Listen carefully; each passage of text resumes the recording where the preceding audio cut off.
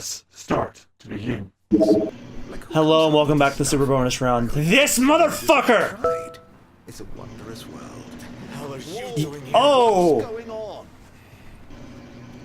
What do you mean what's going on? You killed my wife! Easy there, buddy. Oh. Shut up. Be careful there. Wait. Is this for real? What the hell is going on? What? No. Come here, you motherfucker! Did he jump in here? Show yourself! Knocked. That son of a bitch.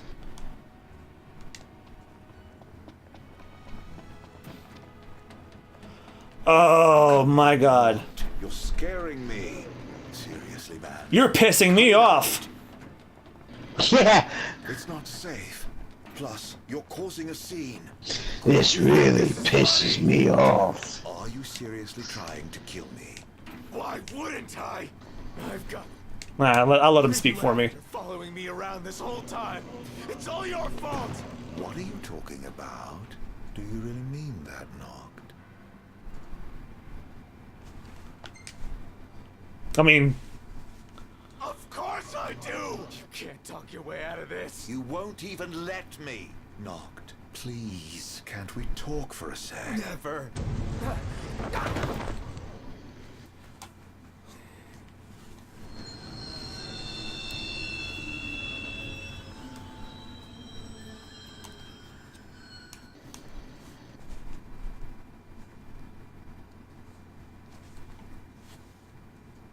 isn't this exactly how, like...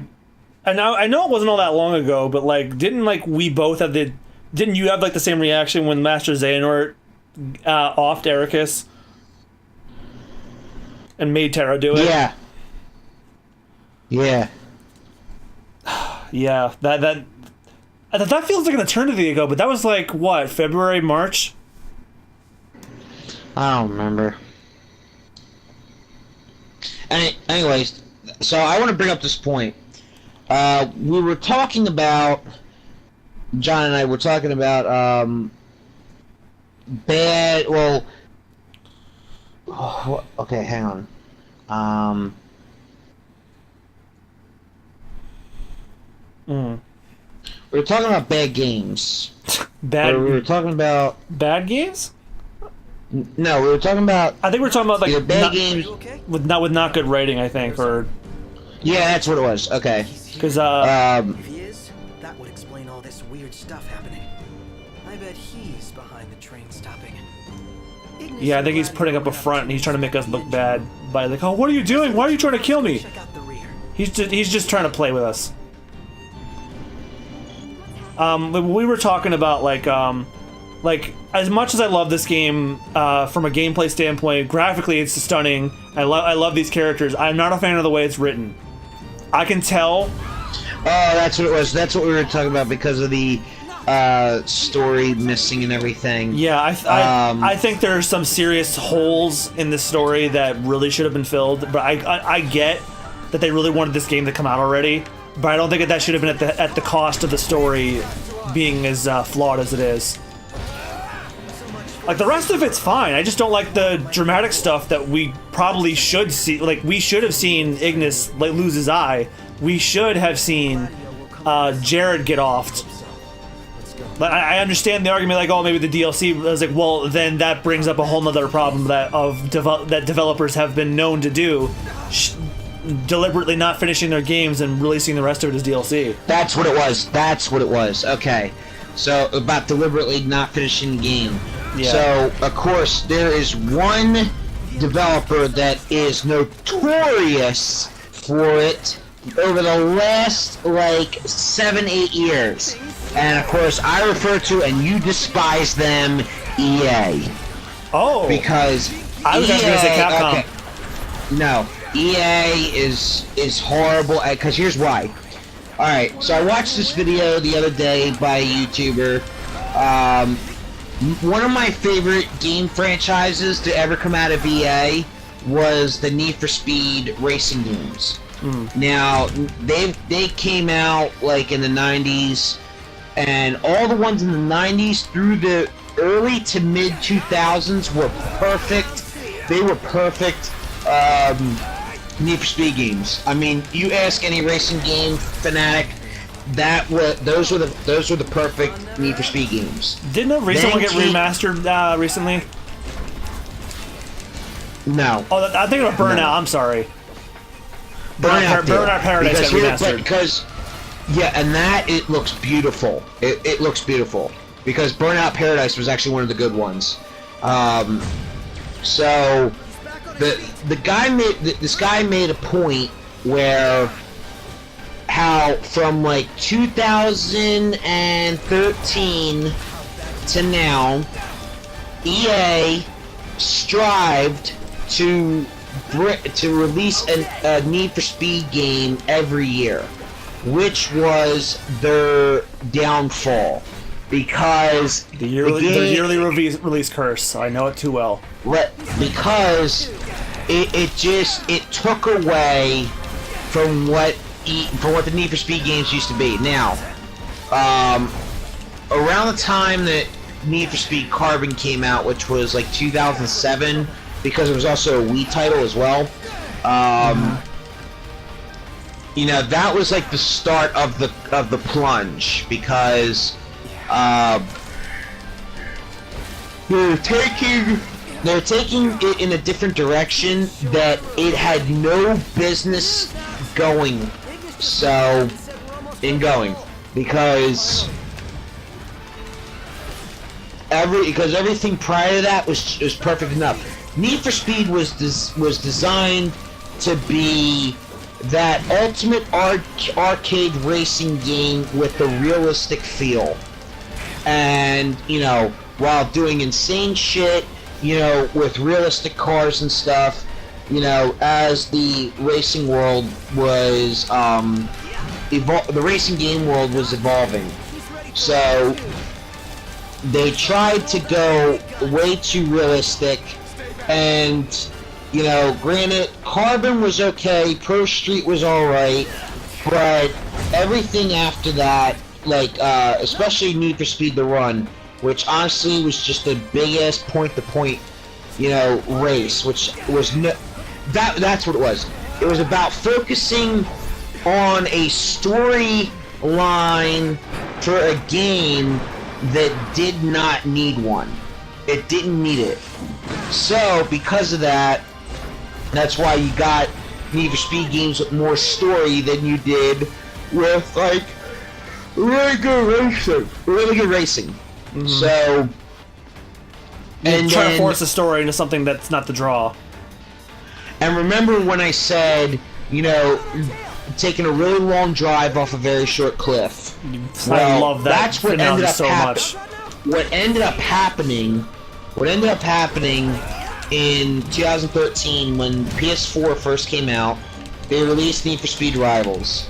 And that game, while it was good because of the graphics, because of the evolution in the gaming system, it fell hard on its face. And then they brought back they brought Need for Speed back a couple years later, where it's to give us that feel of Need for Speed Underground from 2005, but it was so boring. Sorry, it was so boring. Yeah, don't mind us yawning, guys. It's late. We're trying to finish this game. Right. It was so boring.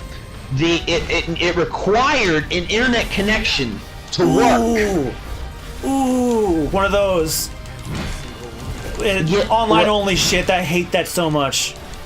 And like it lost its lust pretty fast. Now, the only benefit of the doubt to it was the customization feature. That's it. And then what did they do for Need for Speed Payback? They took the same fucking engine that they used in Need for Speed in the Need for Speed game prior to that, and they just polished it. And we went from racing all night to racing during the day. Oh, and it's got the feel of the Fast and the Furious movies, which is like, okay, well, only like the first two Fast and Furious movies were really good. After that, it got ridiculous. So that's what they were trying to do. And then, they introduced microtransactions and loot boxes. That our was old the nail favorite. in the fucking coffin. Because right now, they have another Need for Speed game coming out. Grant, I'm gonna be a sucker and I'm gonna buy it because I am a diehard. But I am not holding any promises to it at all. I'm not. I'm really not. Because EA is on a bad power trip right now with microtransactions. The problem is, and the guy made a great point, because of the extensive storylines that are so flawed, they're so flawed. What the? He tried to kill Thank Prompto. God. He pushed Prompto off. How long were you in the dark? You have to take Prompto too? No, he's got to be alive. He's got to be alive. Oh, Prompto's got to be alive. Oh, hey, we finished Probably chapter just laying 11. in the bushes. We finished chapter 11. Probably in the trees or bushes or something. Hopefully. Oh my god. How much longer do we have left? Hey, I wonder if that's the picture that Prompto took while he was falling. When else did he take pictures? He didn't take pictures any other time. Chapter 12, End of Days. Alright, how long was this episode? I don't know. Let's wait for the cutscene and then we'll call it an episode, I guess. Because we know there's going to be one. But anyway, to finish my story, well, actually, you know what? I'm gonna save it for the next episode. Okay. Well, no, Because it finish your goes thought. in-depth. No, if it's related to what you were just talking about. Because we're Well, on a anyway. loading screen right now. The story they focused too much attention on, and they took away from the racing action itself. So it created it opened a can of worms that just shouldn't have been done. And the reason being is EA is trying to portray to a market with that game franchise that it has no reason to even be touching that kind of market ever. Well, yeah, the biggest defender of all is what they tried with Star Wars Battlefront 2. Like, that was a real shit show. Right. And Like, not just they're trying to microtransactions, get- but hiding content that people would rather unlock by playing the game through microtransactions. So, if somebody said, like, say you wanted to play as Han Solo or Luke, you could either play for 5,000 hours or spend money to maybe get them. And if somebody had Han Solo or Luke when you started the game up for free, guess what? That person forked over cash. Pay to play. Fuck you. And that's the other thing with What about Prompto? EA is trying to compete on a market that they have no reason being on. One being esports. Two, competing on that mainstream market like Call of Duty and all them. Like, you have no business putting those types of franchises like Star Wars and Need for Speed.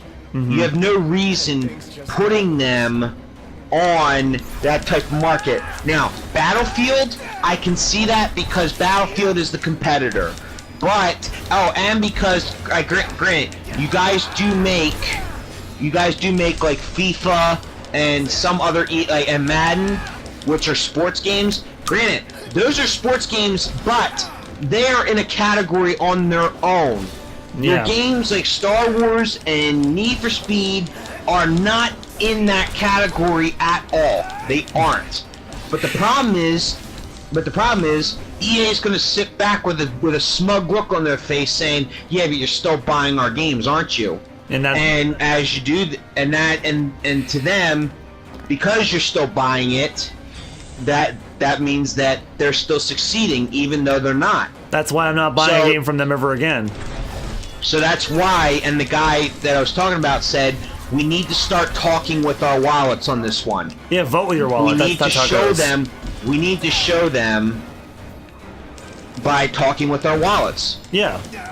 That's And they had this exact same conversation when if we get more people to take that stand against them, then they're going to have to make changes.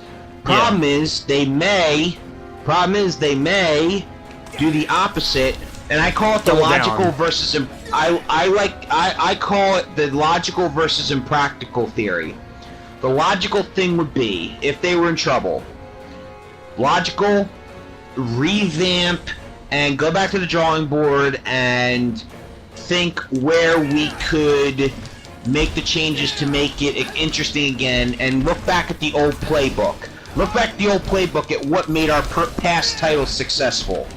Like your titles from like 15 years ago. What made them successful? Look at that and then do that now. Yeah. Why? Because consistency is key. Now, impractical. And they did this with the EA Sports NASCAR franchise back in 09. Impractical, drop the franchise altogether. The game franchise altogether. Well, that's a trend that's going to keep going because they shut down the studio that made Dead Space, Visceral. They shut down another studio, I think. And I'm sorry to say this, but I think BioWare might be next. And here's the thing too, EA, and that's the other problem too. Like, what the guy made that point is that, you know, that's why we got to speak with our holy shit. Hey, there's Leviathan. Hey, Leviathan, you want to help him? You want to help a dude out? So that's why we got to speak with our wallets, because if we take the message to EA, then we have a better chance at making them change their whole